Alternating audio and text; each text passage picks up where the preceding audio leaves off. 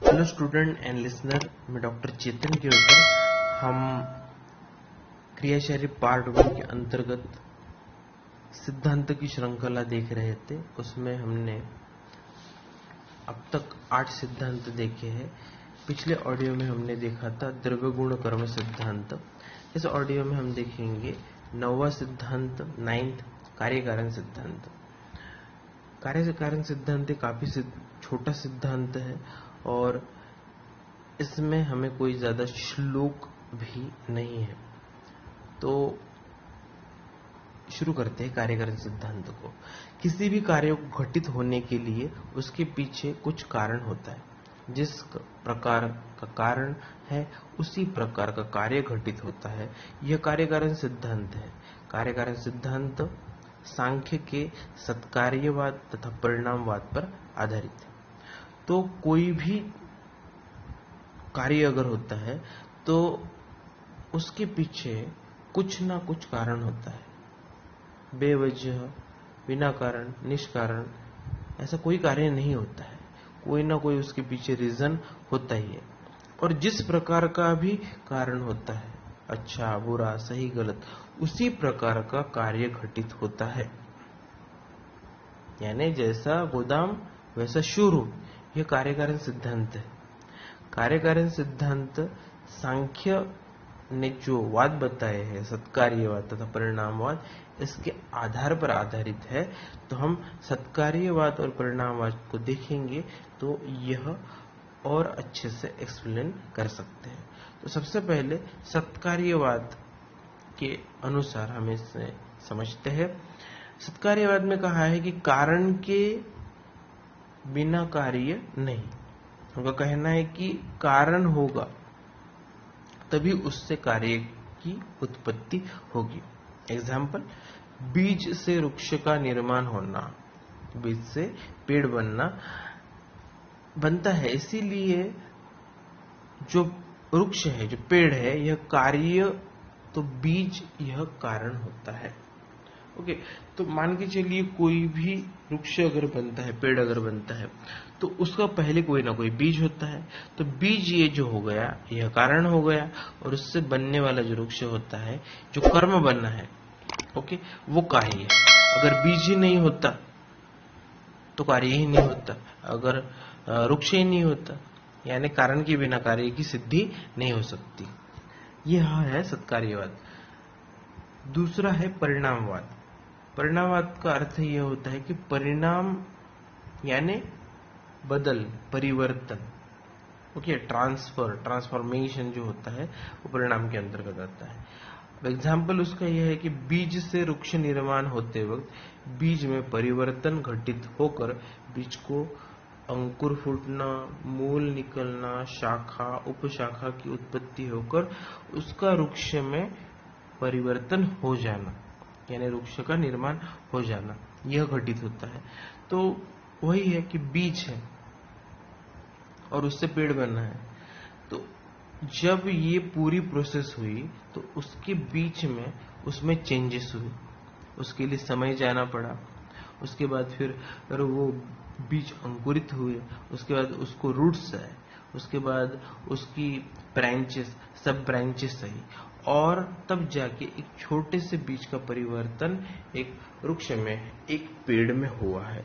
तो ये जो है बीज, यह कारण है, और पेड़ जो होता है यह कार्य है। लेकिन एक ही चीज से आगे चल के जो बनी हुई चीज है उसमें काफी परिवर्तन है, काफी अलगता है। यह परिवर्तन ही परिणामवाद है। ओके, तो हम यह आयुर्वेद में क्यों पढ़ते हैं? आयुर्वेद शास्त्र में कार्य कारण सिद्धांत का महत्व, तो हम वह देखते हैं। सबसे पहला महत्व है कि शुक्र शोणित से गर्भ निर्मित कार्य कारण सिद्धांत पर ही आधारित है। शुक्र तथा शोणित, यह दोनों भी बीज है। जबकि उससे गर्भ निर्मित जो होती है वो उसका कार्य है। तो शुक्र शोणित जिस भी प्रकार के रहेंगे, ओके, उसी प्रकार का गर्भ बनेगा। तो शुक्र शोणित शुद्ध होना या शुद्ध होना आवश्यक होता है। तो वो होने चाहिए। तब जाके गर्भ भी अच्छा होगा। और गर्भ की निर्मित होने के बाद अगर उसमें कुछ विकृति है तो हो सकता है शुक्र और शनि में कोई विकृति हो सकती है। तो ये सभी चीजें पैथोलॉजी और ट्रीटमेंट के अंतर्गत आती है। तो ये समझने के लिए हमें कार्यकारण सिद्धांत पता होना चाहिए। सेकंड एग्जाम्पल व्याधियों के दृष्टिकोण से बताया गया है कि योग्य आहार विहार से दोष साम्यता रहती है, इसीलिए योग्य आहार और विहार दोष साम्यता का कारण है, और अयोग्य आहार और विहार दोष असामान्यता का कारण है, उससे दोष विकृत हो सकते हैं। इसीलिए योग्य और आहार और विहार यह कारण है योग्य दोष साम्यता का और हेल्थी स्टेट का, जबकि अयोग्य आहार और विहार यह कारण है असमान दोष का या शरीर में हुए विकृति का। नेक्स्ट जो महत्व बताया गया है वो बताया गया कि प्रज्ञा अपराध अनारोग्य का कारण है। तो प्रीवियस ऑडियोज में हमने प्रज्ञा अपराध यह क्या होता है यह देखा था। तो प्रज्ञा अपराध जो है वो सभी व्याधियों का कारण बताया गया है। तो प्रज्ञा अपराध यह कारण और उससे आने वाला अनारोग्य यह कार्य। अगर प्रज्ञा अपराध कारण को भी हमने नष्ट कर दिया या घटित नहीं होने दिया तो अनारोग्य नहीं आएगा। तो इसीलिए हमें कार्यकारण सिद्धांत पता होना चाहिए। लास्ट नॉट लिस्ट उन्होंने बताया है कि आनुवंशिकता का सिद्धांत कार्यकारण भाव पर ही आधारित है। तो जो हेरिडिटरी डिजीजेस होते हैं, हेरिडिटरी प्रिंसिपल्स होते हैं, वो कार्यकारण पे ही आधारित है। अगर आपको कार्यकारण भाव पता है तो इसके द्वारा हम हेरिडिटरी डिजीज के बारे में जान सकते हैं। ये एक तो प्राइमरी प्रिंसिपल्स है कार्यकारण सिद्धांत। इसके द्वारा हम अगर डीपली सोचते हैं तो जो हेरिडिटरी डिजीज होते हैं वो इसी प्रकार से आते हैं, बीज रूप में रहते हैं, छोटे होते हैं, और जब गर्भ के द्वारा वो उसमें आते हैं तो बड़े रूप में व्याधि के रूप प्रकट होते हैं। ओके, मान के चलिए सिकल सेल है। तो सिकल सेल अगर अब कितने परसेंट माता पिता में होने की वजह से बच्चे को आएगा, ये उसका एक क्राइटेरिया फिक्स है।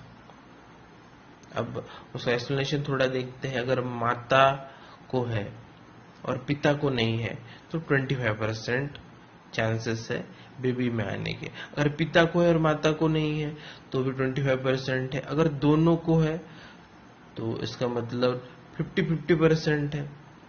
ओके, और उसके अंतर्गत भी दोनों भी अगर पूरे पॉजिटिव होते हैं तो 101% बेबी को होना ही है। ओके, तो वो तो काफी वास्ट है, मैंने यहाँ पे शॉर्टली बताया। तो जो भी हेरिडिटरी डिसीज होते हैं वो कार्यकारण सिद्धांत के द्वारा हम समझ सकते हैं और उसको रोक सकते हैं। ओके, तो ये सब समझने के लिए, जानने के लिए हम कार्यकारण सिद्धांत देखते हैं आयुर्वेद के दृष्टिकोण से। तो कार्यकारण सिद्धांत में ज्यादा कुछ एक्सप्लेनेशन नहीं है, वो सांख्यिकी सत्कार्यवाद तथा परिणामवाद पर ही आधारित होता है। तो हमने सत्कार्यवाद तथा परिणामवाद यह दोनों वाद भी देख लिए, और उसके बाद उसके जो इम्पोर्टेंस है आयुर्वेद में, क्यों हम ऊपर रखते हैं कार्यकारण सिद्धांत, ये महत्व भी हमने देख लिया है। तो इस तरीके से हमारा 9वां सिद्धांत जो है कार्यकारण सिद्धांत समाप्त होता है। इसके नेक्स्ट लेक्चर में हम पंचमहाभूत, त्रिगुण और त्रिदोष संबंध इस सिद्धांत का वर्णन देखेंगे।